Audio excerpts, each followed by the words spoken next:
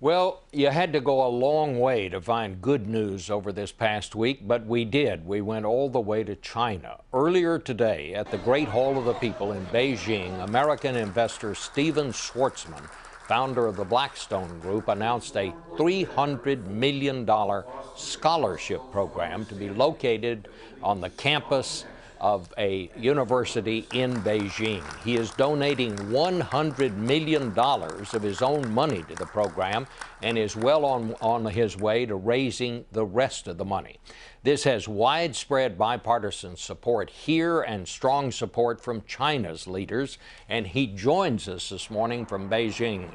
Mr. Schwarzman, I understand this is going to be based on the well-known model of the Rhodes Scholarship Program.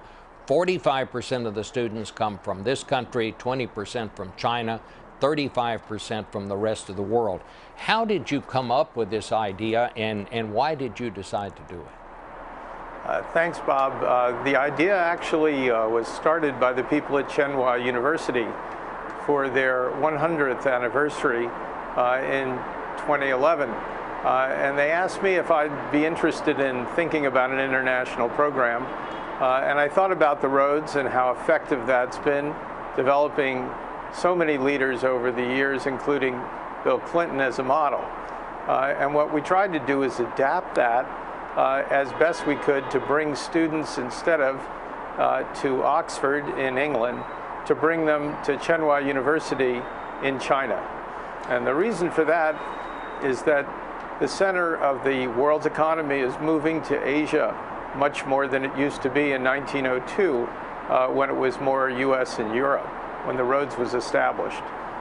And I think that bringing students to China is an essential part of their education. China is no longer an elective course. It's really core curriculum. Now, as I understand it, there will impact on 200 students a year.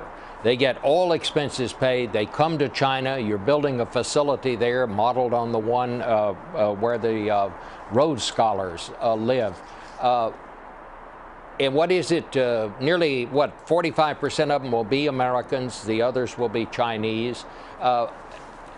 And you have broad bipartisan support for this. I think I should underline that again. You have former secretaries of state, both Republicans and Democrats, finance people, people in business.